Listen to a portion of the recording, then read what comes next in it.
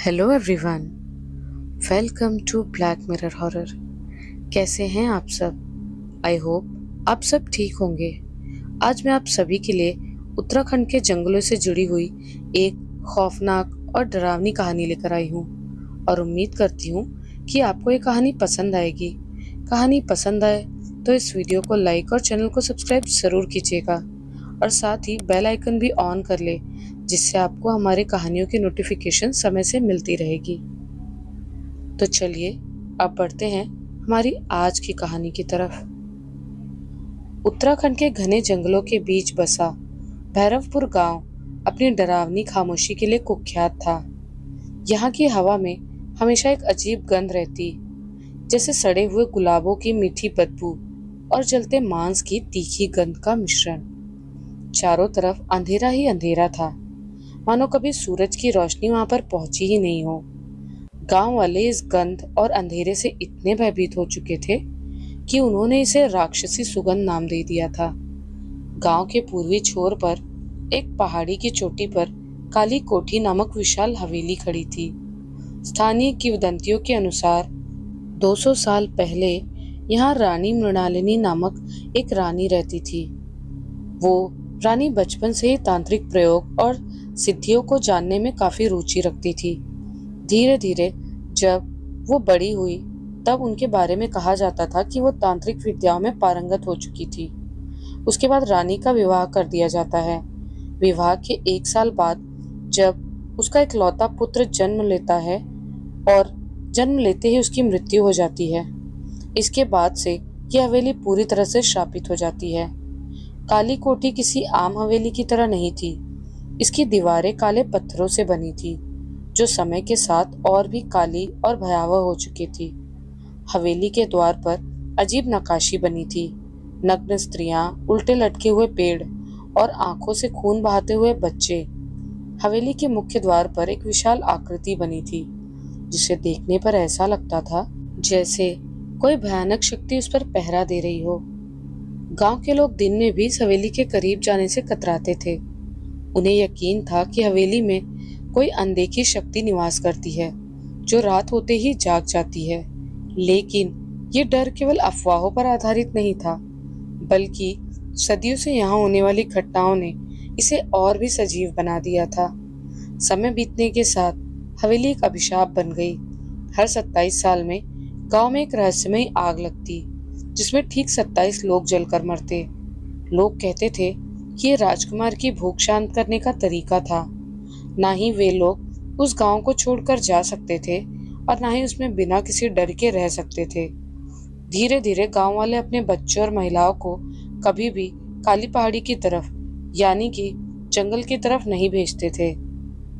दरअसल गांव के लोगों के अनुसार करीब 200 साल पहले इस हवेली में रानी मृणालिनी का शासन था। वो सिर्फ एक सामान्य रानी नहीं थी। उनके बारे में कहा जाता था कि वो तांत्रिक विद्याओं में पारंगत थी और उसे अघोर साधनाओं की गहरी समझ थी। रानी को सबसे बड़ा झटका तब लगा जब उनका इकलौता पुत्र जन्म के कुछ घंटों बाद ही मर गया। उनकी पीड़ा असहनीय थी। शोक में डूबी रानी ने किसी भी कीमत पर अपने पुत्र को वापस लाने की ठान ली थी। कहते हैं इसी समय एक तांत्रिक औरत उसके पास आई और उसने रानी को एक भयंकर अनुष्ठान करने का सुझाव दिया। एक ऐसा अनुष्ठान जो कभी किसी ने करने की हिम्मत नहीं की थी। रानी भी अपने पुत्र के चाह में ही अनुष्ठान करने को तैयार हो गई। इस अनुष्ठान के लिए 27 नवजात शिशुओं की बलि देनी थी और रानी, जो अपने पुत्र के लिए कुछ भी कर सकती थी, बिना हिचकिचाए इसके लिए तैयार हो गई। एक अंधेरी रात में हवेली के अंदर एक गुप्त कक्ष में अघोरी अनुष्ठान किया गया। दीप जलाए गए, मंत्र गूंजे और 27 मासूम बच्चों की दर्दनाक चीखों के बीच उनका बलिदान दिया गया। जैसे ही अंतिम बलि दी गई, हवेली के चारों ओर एक भयानक आंधी चलने लगी। आसमान में काले बादल घिराए और बिजली कड़कने लगी। तभी मृत राजकुमार की नन्ही देह में हलचल हुई।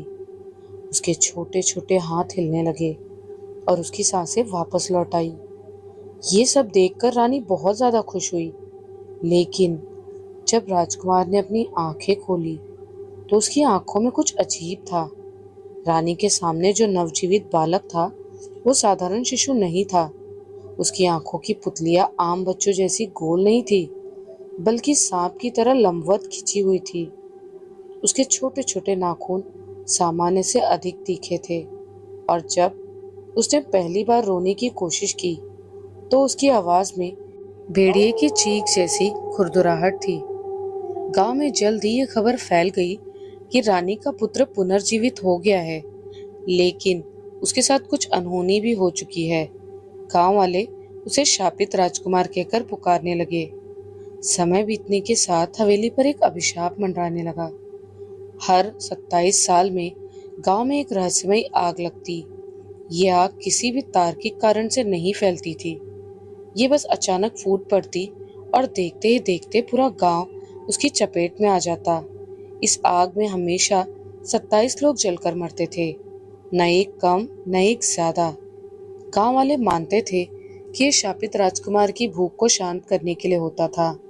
उनका विश्वास था कि रानी मृणालिनी ने जो अनुष्ठान किया था उसने एक अकल्पनीय श्राप को जन्म दिया। एक ऐसा श्राप जो हर 27 साल में किसी की बलि मांगता था, और अब एक बार फिर 27 साल पूरे होने वाले थे। भैरवपुर के बाहरी इलाके में स्थित काली कोठी को कई दशकों से किसी ने अपना घर नहीं बनाया था। यह हवेली भले ही विशाल थी, लेकिन इसे छोड़ दिया गया था, या शायद यह हवेली खुद ही अपने अंदर किसी को समाने के लिए तैयार नहीं थी। ना ही कोई इसकी तरफ आता और ना ही कोई इस हवेली में रहने का विचार भी करता। लेकिन आधुनिक विचारधारा वाले तारा, मृणाल और अदिति, जो कि तीनों बहुत ही अच्छे दोस्त थे, इनको इन अंधविश्वास भरी लोक कथाओं पर विश्वास नहीं था। वे तीनों शहर में रहते थे, लेकिन एक समय के बाद वे शहर के कोलाहल से दूर एक शांत जगह की तलाश में थे। जब उन्हें यह हवेली सस्ती कीमत पर मिली तो उन्होंने बिना कुछ सोचे समझे इसे खरीद लिया। तीनों कुछ ही समय में इस हवेली में शिफ्ट भी हो गए। शुरुआत में सब कुछ सामान्य लग रहा था, मगर जैसे ही पहली रात ढली, हवेली ने अपने घातक रहस्यों का पर्दाफाश करना शुरू कर दिया। तारा एक स्वतंत्र विचारों वाली लड़की थी। हालांकि बचपन में उसने अपनी दादी से इसी प्रकार की बहुत सारी कहानियां सुनी थी, लेकिन वो इन पर कभी विश्वास नहीं करती थी। उसे बस रहस्यमय चीजों में दिलचस्पी थी, लेकिन भूत प्रेतों की कहानियों पर ज्यादा यकीन नहीं था। जब उसने हवेली में कदम रखा तो सबसे पहले उसे एक अजीब ठंडक महसूस हुई, मानो कोई उसके कंधे पर हल्की सांस छोड़ रहा हो। उसने इसे अपनी थकान का असर समझा और अपने कमरे में चली गई। कमरा बहुत पुराना था। दीवारों पर जगह जगह दरारें थी और फर्श पर धूल की मोटी परत जमी थी। कमरे के कोने में एक पुरानी लकड़ी की अलमारी रखी थी, जिसकी सतह पर अजीब खरोच के निशान थे। जैसे ही तारा ने अलमारी खोली, उसकी नजर अंदर रखी एक पुरानी गुड़िया पर पड़ी। गुड़िया देखने में भले ही साधारण थी, लेकिन उसमें कुछ अनहोनी बात थी। उसका चेहरा फीका पड़ चुका था, मानो समय ने उसे चाट लिया हो, पर उसकी आंखों में जड़े लाल मोती अब भी चमक रहे थे। ऐसा लग रहा था जैसे कोई अंधेरे में घूर रहा हो। गुड़िया के गले में एक फीका नीला रिबन बंधा था, जिस पर खून जैसे लाल रंग से लिखा था, माँ, मुझे जलन हो रही है। तारा ने चौंक कर गुड़िया को उठाया। तभी उसे महसूस हुआ कि उसके हाथ में कुछ चिपचिपा पदार्थ लग गया है, जैसे कोई ताज़ा खून सूख गया हो। तारा ने झट से गुड़िया को वापस अलमारी में रखने की कोशिश की, लेकिन जैसे ही उसने गुड़िया को छोड़ा, गुड़िया का सिर 180 डिग्री घूम गया। तारा के रोंगटे खड़े हो गए। अगले ही पल पूरे कमरे में एक बच्चे की हंसी गूंजी, कांपती, डरावनी और खोखली। इसके बाद तारा तेजी से भागते हुए उस कमरे से चली गई। अदिति बहुत ही व्यवहारिक लड़की थी। उसने हमेशा भूत प्रेत की कहानियों को बचकाना डर समझा था। इसीलिए जब हवेली में पहली बार कदम रखा तो उसे किसी भी अजीब ऊर्जा का एहसास नहीं हुआ। रात के खाने की तैयारी के लिए वो रसोई में गई। रसोई के दरवाजे पर पुराना ताला जड़ा था, जिसे तोड़ना पड़ा था।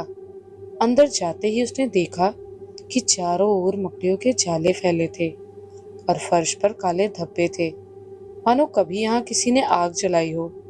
अदिति ने साफ सफाई करी। अदिति ने चूल्हा जलाया और पानी उबालने के लिए एक बर्तन रखा। तभी उसे किसी के सिसकने की आवाज सुनाई दी, जैसे कोई बच्चा दर्द में हो। उसने चौंक कर पीछे देखा, लेकिन रसोई खाली थी। उसको लगा कि ये मेरा भ्रम है, हवेली बड़ी है इसीलिए आवाज गूंज रही होगी। उसकी नजर चूल्हे पर रखे बर्तन पर गई। जो पानी कुछ मिनट पहले तक साफ था, अब गाढ़ा और काला हो गया था, मानो किसी ने उसमें तेल और राख मिला दी हो। अदिति ने डरते डरते करछी से हिलाया। तभी पानी में से एक नन्हा हाथ बाहर निकला। उस हाथ की उंगलियां टेढ़ी मेढ़ी और छुरीदार थी। नाखून काले और टूटे हुए थे। अगले ही पल उस हाथ ने अदिति की कलाई पकड़ ली और उसे चूल्हे की तरफ खींचने लगा। अदिति की सांसें तेज हो गई। उसने चीखने की कोशिश की, पर आवाज उसके गले में ही अटक गई। चूल्हे की आग अचानक हरे रंग में बदल गई। आग की लपटों में से एक बच्चे का चेहरा उभरा, जो जलते हुए कोयलों की तरफ इशारा कर रहा था, जैसे कुछ दिखाना चाहता हो। अदिति को कुछ भी समझ में नहीं आ रहा था और उसने अपनी आंखें बंद कर दी। तभी अचानक से पीछे से तारा ने उसे कहा, पानी उबल चुका है, इसे जल्दी से हटा लो वरना तुम्हारा हाथ जल जाएगा। तभी अदिति ने अपनी आंखें खोली और देखती है कि ना ही कोई हाथ था, ना ही कोई बच्चा था। उसे भी लगा शायद थकावट की वजह से ऐसा हुआ होगा। फिर तारा और अदिति दोनों बाहर चली गई। मृणाल हमेशा तर्कशील रहा था। वो भूत प्रेत की कहानियों को सिर्फ कल्पना और भ्रम मानता था, लेकिन इस रात उसके विश्वास की नींव हिलने वाली थी। रात का खाना खाने के बाद वो हवेली के पीछे बने बगीचे में टहलने निकला। हवेली के चारों ओर घना जंगल था, लेकिन सबसे अजीब बात ये थी कि जंगल के सभी पेड़ सीधे थे, सिवाय एक के। ये एक पेड़ उल्टा लटका हुआ था। उसकी जड़ें हवा में थी और डालियां जमीन में धसी हुई थी। मृणाल उस पेड़ की ओर बढ़ा। तभी उसने देखा कि पेड़ के नीचे एक औरत खड़ी है। वो लाल साड़ी पहने हुए थी। उसके बाल लंबे और उलझे हुए थे, मानो सदियों से न धोए हो। लेकिन जो सबसे भयावह था, वो था उसकी गोद में पड़ा नवजात शिशु। बच्चे का आधा शरीर जला हुआ था। मृणाल ने डरते डरते उस औरत को पुकारा, आप कौन हैं? औरत ने धीरे से सिर उठाया। उसका चेहरा एक भयानक मांस का टुकड़ा था। उसकी आंखों की जगह दो खाली गड्ढे थे, जिनमें से गंदे कीड़े रेंग रहे थे। मृणाल के मुंह से चीख निकलने ही वाली थी कि औरत का शरीर अचानक धुएं में बदल गया। वो धुआं हवा में लहराता हुआ उल्टे पेड़ की जड़ों में समा गया और तभी पेड़ की जड़ों से ताज़ा खून टपकने लगा। मृणाल को महसूस हुआ कि ये सिर्फ एक शुरुआत थी। हवेली ने उन्हें अपना शिकार बनाना शुरू कर दिया था।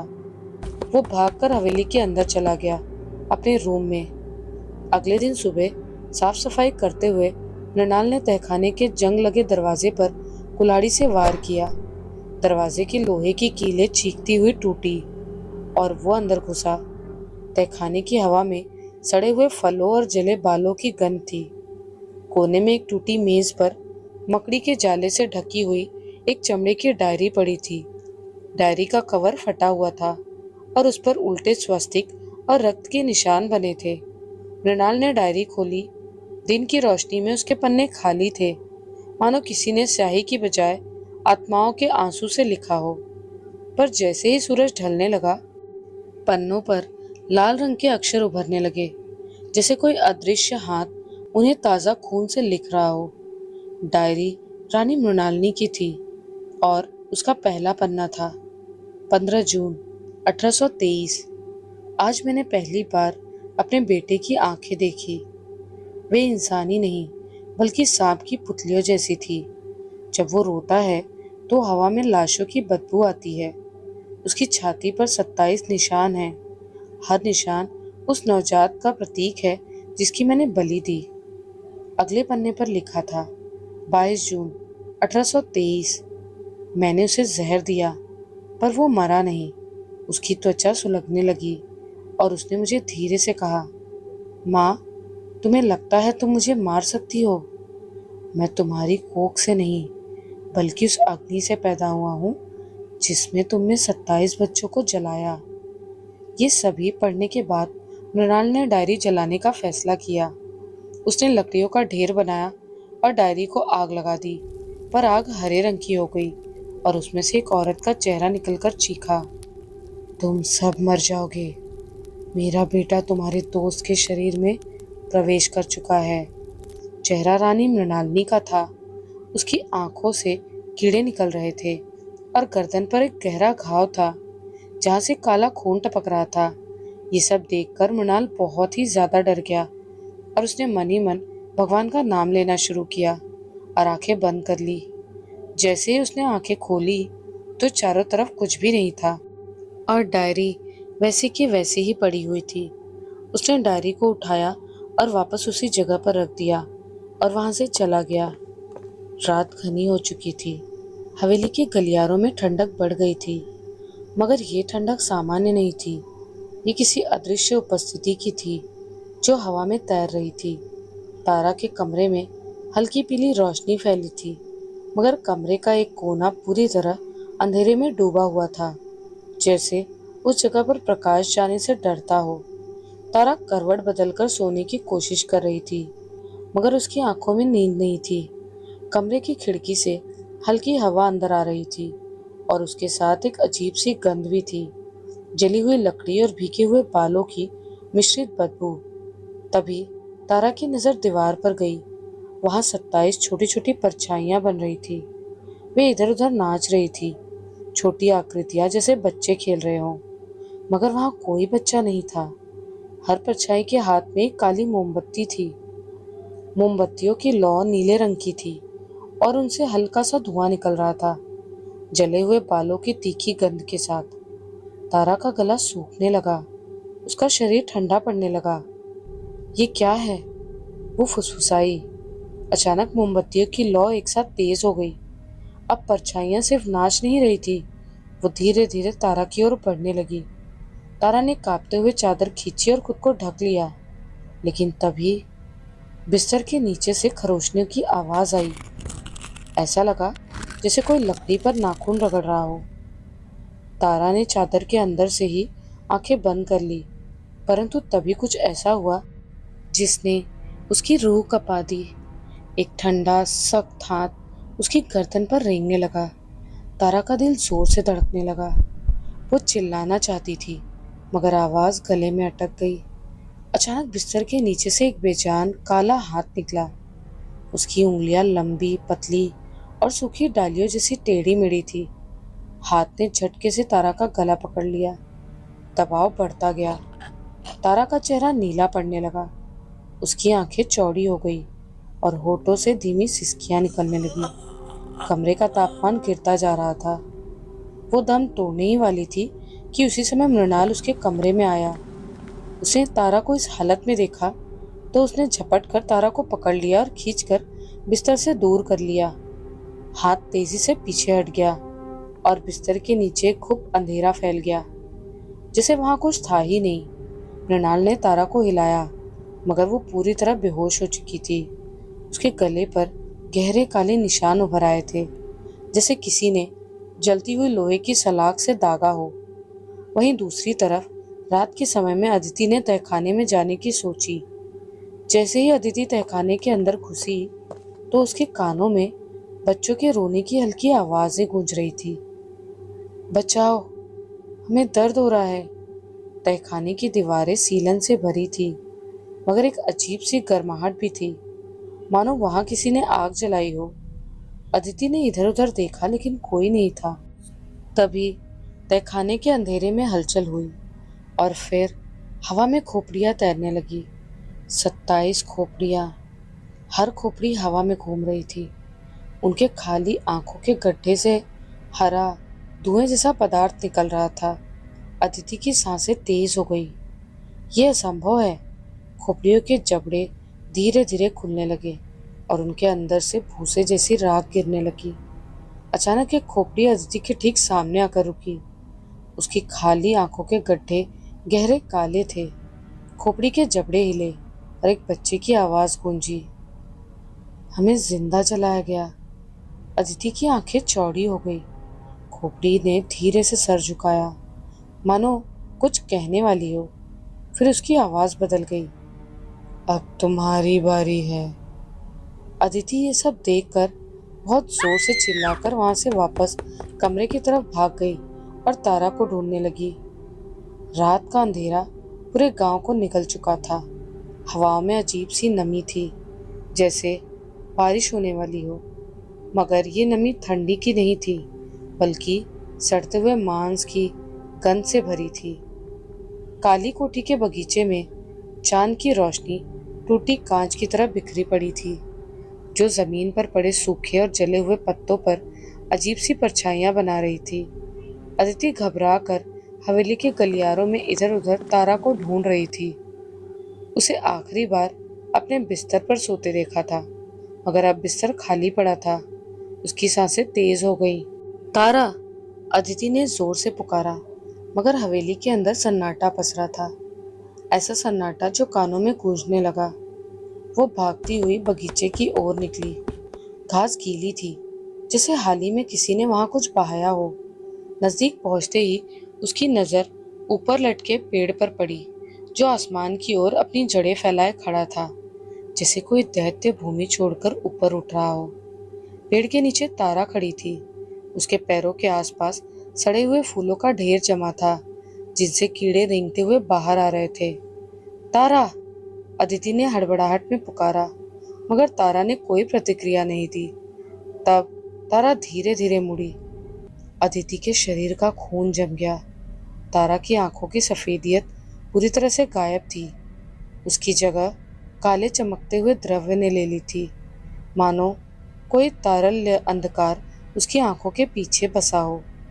तारा ने मुंह खोला, मगर जो आवाज निकली वो उसकी नहीं थी। वो आवाज 50 साल के बूढ़े व्यक्ति की थी, खुरदुरी भारी और गहराई में डूबी हुई। मैं तारा नहीं। अदिति का दिल कांप उठा। मैं वो हूँ जिसे तुमने दीवारों से निकालकर जगा दिया। तुम्हारी दोस्त अब मेरी वाहक है। अदिति को समझ नहीं आ रहा था कि ये क्या हो रहा है। तारा, ये सब क्या है? तारा ने हल्की सी मुस्कुराहट दी। उसकी मुस्कान अप्राकृतिक रूप से चौड़ी थी, मानो जबरदस्ती खींची गई हो। उसकी उंगलियां धीरे धीरे बढ़ने लगी। उसके नाखून लंबे, टेढ़े और काले हो गए। उसकी गर्दन पर 27 छोटे छोटे उभरे हुए निशान दिखाई देने लगे, मानो जलते लोहे से दागे गए हो। अदिति कांप गई। तभी पेड़ की डालियां हिलने लगी। ऊपर से लंबे सफेद बाल हवा में लहराते हुए नीचे उतरने लगे, और फिर वो आकृति धीरे धीरे दिखाई देने लगी। रानी मृणालिनी। वो लाल साड़ी पहने खड़ी थी, मगर उसकी साड़ी अब चमकदार लाल नहीं थी, बल्कि गहरे जंग लगे खून के धब्बों से भरी थी। अदिति की नजर जैसे ही रानी के चेहरे पर गई, उसकी सांसें रुक गई। रानी का चेहरा पूरी तरह विकृत था। आंखें अपनी जगह से निकलकर गालों पर लटक रही थी। नाक की जगह एक गहरा काला गड्ढा था, जिसमें से धुआं निकल रहा था। होठ सिले हुए थे लोहे की तारों से। रानी ने धीरे से तारा के बालों को पकड़ा और जोर से खींचा। तारा का सिर एक असंभव कोण पर झुक गया, मगर उसे कोई दर्द नहीं हुआ। रानी की आवाज हवा में गूंजी, गहरी, गूंजती हुई और हवा में झंझनाहट पैदा करने वाली। ये शरीर अब मेरे बेटे का है। अदिति ने कांपते हुए देखा कि तारा पूरी तरह से स्थिर हो चुकी थी, मानो उसकी आत्मा कहीं और जा चुकी हो। रानी की आंखों से काले आंसू बहने लगे, जो हवा में वाष्पित हो रहे थे। उसे 27 आत्माओं की भूख लगी है, और तुम्हारी दोस्त उन्हें खिलाएगी। अदिति के दिमाग में पुरानी कहानियां गूंजने लगी। हर 27 साल में 27 आत्माएं, भैरवपुर की रहस्यमयी आग, शापित राजकुमार, और अब तारा को उस अभिशप्त आत्मा का वाहक बना दिया गया था। नहीं, अदिति चिल्लाई, मैं तुम्हें ऐसा नहीं करने दूंगी। रानी ने सिर झुकाकर अदिति को घूरा। तुम रोक नहीं सकती मूर्ख स्त्री। तभी पेड़ की जड़ों में हलचल हुई। अचानक सैकड़ों नन्हे हाथ जमीन से बाहर निकलने लगे, छोटे छोटे जले हुए बच्चे। उनकी आंखों से खून बह रहा था। उनके शरीर पर झुलसे हुए मांस के टुकड़े लटक रहे थे। वे धीरे धीरे अदिति की ओर बढ़ने लगे। अदिति ने डरकर पीछे हटना चाहा, मगर जमीन कीचड़ जैसी नरम हो गई थी। उसका पैर जमीन में धंसने लगा। यह असंभव है, उसने फुसफुसाया। रानी ने ठंडी हंसी भरी। ये तो सिर्फ शुरुआत है। इतना सब सुनते ही अदिति ने बहुत ही जोर से चिल्लाया और जाकर तारा को जोर जोर से हिलाया, और इतने में ही तारा को होश आ गया और वो रोकर अदिति से गले लग गई। इसके बाद अदिति तारा को अपने कमरे में ले गई और दोनों वहीं पर सो गई। इसी बीच अगले दिन जब मृणाल उठा तो उसे लगा कि कुछ न कुछ तो इस हवेली में बहुत ही अजीब हो रहा है। तभी उसे याद आया कि गांव के बाहर एक बाबा है जो हमारी मदद कर सकते हैं। सुबह होते ही मृणाल सबसे पहले गांव के अंदर इस बाबा के पास गया। जब मृणाल बाबा के पास पहुंचा तो मृणाल के रोंगटे खड़े हो गए। वो बाबा की आंखों में झांक रहा था। वहां न केवल बीते समय का दुख था, बल्कि एक गहरा डर भी था। झोपड़ी के कोनों में धीमी रोशनी जल रही थी, लेकिन अंदर का माहौल अजीब सा घना था, जैसे किसी अदृश्य शक्ति ने वहां अपना डेरा जमा रखा हो। बाबा सोमनाथ ने कांपते हुए एक पुराने ताम्र पात्र को उठाया, जिस पर रक्त से लाल निशान बने थे। उन्होंने धीरे धीरे उसे खोलते हुए कहा, यह शाप 200 साल पहले शुरू हुआ था। और मृणाल ने पूछा, तो बाबा ने बताया कि रानी मृणालिनी, जो अपनी तांत्रिक विद्या के लिए प्रसिद्ध थी, एक पुत्र चाहती थी, लेकिन उसकी कोख से जो जन्मा वो इंसान नहीं बल्कि एक प्रेत शिशु था। बिल्कुल काला, चमड़ी के बिना, आंखों में सिर्फ गहरे गड्ढे और पूरे शरीर से काले धुएं की लपटें निकलती थी। ये बच्चा इंसान नहीं था, बल्कि अघोरी साधना का परिणाम था। महल के सभी लोग उसे देखकर कांप उठे। कोई उसे छूने की हिम्मत नहीं कर पाया, लेकिन रानी ने उसे तांत्रिक विधियों से जीवित रखने का निश्चय किया। यही कारण था कि हर पूर्णिमा की रात 27 नवजात शिशुओं को जलाया जाने लगा। उनका दर्दनाक क्रंदन हवेली की दीवारों में समा गया और उनका धुआं रानी के पुत्र को एक नया जीवन देता गया। लेकिन ये श्राप यहीं समाप्त नहीं हुआ। हर 27 साल में जब पूर्णिमा की रात आती, वो प्रेत एक नया शरीर खोजता, और जब तक उसे वो मिल न जाता, गांव में मौतों का सिलसिला शुरू रहता। बाबा ने अपनी आंखें बंद की और धीमे स्वर में कहा, 27 साल पहले जब मैंने उसका सामना किया था, तब मेरा पूरा गांव उसके आगे घुटने टेक चुका था। 27 साल पहले की वो रात मुझे आज भी याद है। बाबा ने अपने पैरों पर जले हुए गहरे निशान दिखाए और कांपते हुए स्वर में बोले, वो पूरी तरह इंसान के रूप में नहीं आता। पहले उसकी परछाई दिखती है, एक लंबी बिना सिर की छाया जो दीवार पर रेंगती है। फिर हवा में एक अजीब सी बदबू और धुआं भर जाता है, और उसके बाद उसके हाथ निकलते हैं, लंबे काले पंजों से भरे हाथ जो सीधा किसी की गर्दन दबोच लेते हैं। मैंने उसे देखा था अपनी आंखों से। गांव के हर आदमी की छाया उसके पंजे में फंस गई थी, और जब छाया हिलने लगी तो असली शरीर भी जलने लगा। तब मैंने एक मंत्र बोला, जिससे उसकी शक्ति कुछ समय के लिए कमजोर पड़ गई और मैं बच निकला। लेकिन मेरे पैर जल गए, क्योंकि मेरी छाया उसके पंजे में फंस गई थी। बाबा की आवाज़ भारी हो गई। वो मृणाल की ओर झुके और फुसफुसाए, अब वो लौट आया है। इस बार उसकी नज़र तुम्हारी दोस्त पर है। वो अपने अगले शरीर के लिए उसे चुनेगा। मृणाल का दिल तेजी से धड़कने लगा। क्यों? बाबा की आंखें और गहरी हो गई। क्योंकि तुम्हारी दोस्त तारा का जन्म अमावस्या और पूर्णिमा के संधि काल में हुआ था। वो एक विशेष आत्मा है, जिसमें जीवन और मृत्यु दोनों की शक्ति है। अगर उसने तुम्हारी दोस्त तारा का शरीर ले लिया तो वो अमर हो जाएगा। बाहर हवाओं की सरसराहट तेज हो गई। दूर कहीं घंटियों की हल्की गूंज सुनाई दी, जैसे कोई मंदिर में प्रार्थना कर रहा हो। बाबा ने अपनी आवाज में शक्ति लाते हुए कहा, अगर तुमने कुछ नहीं किया तो इस बार सिर्फ तुम्हारी दोस्त ही नहीं, बल्कि पूरा गांव जलकर राख बन जाएगा। मृणाल को ऐसा लगा जैसे किसी ने उसके शरीर से सारा रक्त निकाल दिया हो। बिना कुछ बोले वो तेजी से उठ खड़ा हुआ और हवेली की ओर दौड़ पड़ा। वो जानता था कि अब बहुत कम समय बचा है। जब मृणाल वापस हवेली पहुंचा तो उसने सबसे पहले तारा और अदिति को सब कुछ सच बता दिया, जो भी बाबा ने उससे कहा था। ये सब सुनकर तारा बहुत ही ज्यादा डर गई और रोने लगी। लेकिन इसी बीच मृणाल ने ये कहा कि बाबा ने मुझे इन सब से मुक्ति पाने के लिए आज रात पूर्णिमा को एक हवन करने को कहा है। ठीक उसी रात तारा, मृणाल और अदिति हवेली के भीतरी गृह में पहुंचे और बाबा भी वहीं पर आ चुके थे। बाबा ने 27 अलग अलग मोमबत्तियां लगाकर बीच में एक बड़ा सा हवन तैयार किया और तारा को कहा कि तुम्हें इसमें जाना होगा। वहीं चारों तरफ हवेली की सभी दरवाजे और खिड़कियां जोर जोर से हिलने लगी और उसमें से बहुत सारे बच्चों के चिल्लाने की आवाज आती रही। सभी का दिल दहला दे रही थी। मृणाल और अदिति ने एक दूसरे का हाथ पकड़ा और तारा से कहा, इससे अब तुम ही हमें बचा सकती हो। रानी की परछाई भी इसी आग के चारों तरफ एक काले धुएं के रूप में तेजी से घूम रही थी। तभी तारा ने साहस दिखाकर आग की तरफ जाना शुरू किया। उसकी आंखों में आंसू थे, लेकिन वो पीछे नहीं हटी। जैसे उसने मोमबत्तियों की आग में छलांग लगाई, उसका शरीर जलने की बजाय तेज प्रकाश से दमकने लगा। उसकी आत्मा में छुपी दिव्य शक्ति जाग गई। तारा अब सिर्फ एक साधारण लड़की नहीं थी, वो अभिशाप नाशिनी बन चुकी थी। उसके चारों ओर स्वर्णिम ज्योति फैल गई और तभी काले धुएं के रूप में रानी मृणालिनी की आत्मा उस रोशनी में फंस गई।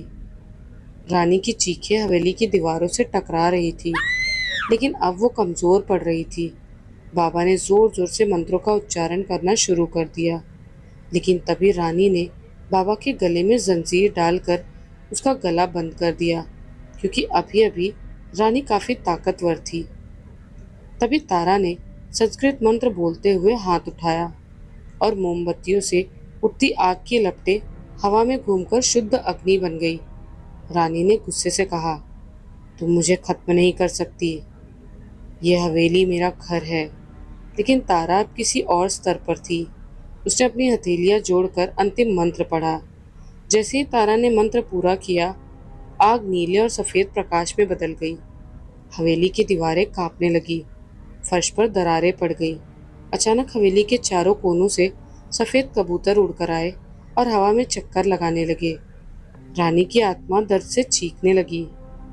नहीं, ये नहीं हो सकता। धीरे धीरे उसकी आत्मा का अंधकार जलकर राख बन गया।